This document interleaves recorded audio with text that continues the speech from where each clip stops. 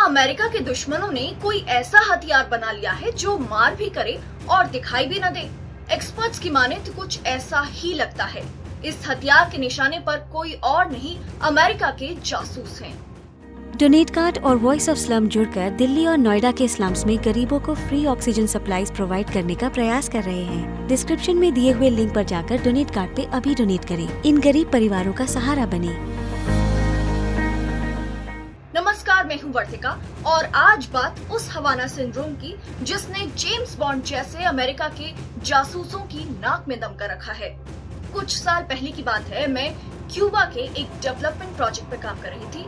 तब मुझे क्यूबा के खुफिया गलियारों में दखल रखने वाले एक शख्स ने बताया था कि वहाँ अमेरिकी जासूसों पर रहस्यमयी तरीके से ऐसे हमले हो रहे हैं जो सीधे उनके तेज दिमाग पर असर डालते हैं और ये पता भी नहीं चलता कि उनके साथ क्या हुआ है या किसने किया है।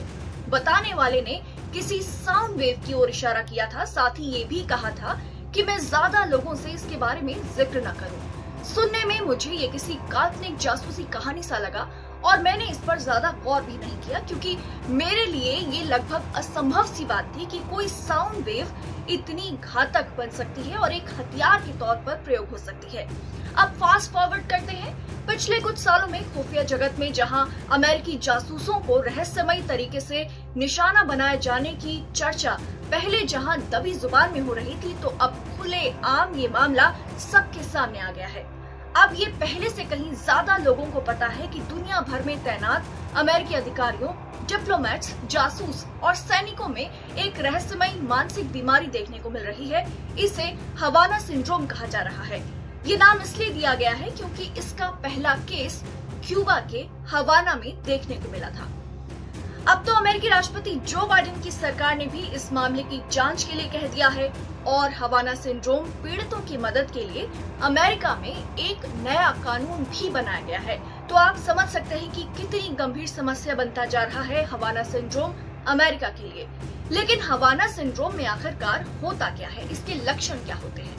कहा जा रहा है कि 2016 से अब तक 100 से ज्यादा अमेरिकी डिप्लोमेट्स, अधिकारी और जासूसों ने जी मिचलाने, थकान और सर दर्द की शिकायत की। कुछ लोगों को चक्कर आ रहे हैं, बदन दर्द हो रहा है और उन्हें लगातार वेस्टिबुलर डिसऑर्डर यानी संतुलन न बना पाना और साइकोलॉजिकल डिसऑर्डर्स यानी साइकोलॉजिकल परेशानियां हो रही हैं। हाल ही में सामने आई मीडिया की रिपोर्ट इस बारे में पुष्टि करती है कि हवाना सिंड्रोम की दिक्कत साल 2016 से शुरू हुई थी। इन रिपोर्ट से क्यूबा के हवाना में तैनात अमेरिकी डिप्लोमेट्स में लगातार इन लक्षणों के सामने आने की बात भी साफ होती है। पता चलता है कि वहां पर साल 2016-17 में करीब 40 यूएस डिप्लोमेट्स में ट्रॉमेटिक ब्रेन इंजरी देखने को मिली। आमतौर पर ये ट्रॉमेटिक ब्रेन इंजरी तब होती है जब दिमाग के अंदरूनी हिस्से पर तेज चोट लगे। लाइफ साइंस ने टाइम्स के हवाले से लिखा है कि रूस, चीन, यूरोप समेत कई एशियाई देशों में तैनात अमेरिकी अधिकारियों के साथ भी ऐसा ही हुआ। पहले तो अमेरिका से बाहर इस तरीके की घटनाएं हो रही थी, लेकिन अब अमेरिका के भीतर भी अमेरिकी जासूस सुरक्षित नहीं है। राष्ट्रपति चुनाव 2020 के खत्म होने के तुरंत बाद व्हाइट हाउस के पास भी इसी तरीके की घटनाएं हुई। अमेरिका की नेशनल सिक्योरिटी काउंसिल के 2 सदस्यों को ऐसे ही लक्षण देखने को मिले जैसे बाकी देशों में अमेरिकी अधिकारियों में देखे गए, यानी कि हवाना सिंड्रोम के लक्षण। व्हाइट हाउस के हर गेट के पास ऐसी घटनाएं अलग अलग समय पर होती आ रही हैं। इसकी लगातार रिपोर्ट्स भी आ रही हैं। हालांकि कई घटनाओं को गोपनीय रखा गया है, लेकिन अमेरिका की नेशनल एकेडमी ऑफ साइंसेज की रिपोर्ट में लिखा गया है कि वैज्ञानिकों का मानना है कि जितने केस सामने आए हैं उन्हें जांच के लिए भेजना चाहिए। केस छिपाने से सही जांच में दिक्कत आएगी। एनएस के चेयरमैन डॉक्टर डेविड रेलमैन ने कहा कि ये हो सकता है कि अलग अलग केस अलग अलग वजह से हुए हों, लेकिन इन सब की जांच एक साथ होनी चाहिए क्योंकि ये धीमी गति से बढ़ रही एक क्रॉनिक समस्या है। अगर ये ज्यादा बढ़ी तो दुनिया भर में तैनात अमेरिकी अधिकारियों के लिए दिक्कत की बात होगी। सेंट्रल इंटेलिजेंस एजेंसी यानी अमेरिका की CIA ने अधिकारियों के नाम और संख्या का सही तरीके से खुलासा नहीं किया है। CIA के डिप्टी डायरेक्टर डेविड कोहेन को हवाना सिंड्रोम से पीड़ित लोगों से मिलने को कहा गया है। साथ ही उन्हें निर्देश भी दिया गया है कि वो लगातार इसके बारे में अमेरिकी संसद को सूचित करेंगे और अमेरिकी संसद को हवाना सिंड्रोम के बारे में अपडेट करेंगे। इसके साथ ही CIA ने अलग से एक मेडिकल स्टाफ को भी तैनात किया है जो एजेंसी के अंदर ही जासूसों और अधिकारियों की सेहत की जांच कर रहे हैं। अमेरिकी सरकार में इस मामले को लेकर इस समय गंभीर तनाव बना हुआ है, यानी कि हवाना सिंड्रोम अमेरिकी सरकार का बड़ा सिरदर्द बन गया है। कुछ अमेरिकी अधिकारियों का मानना है कि इसके पीछे रूसी इंटेलिजेंस एजेंसी का हाथ है।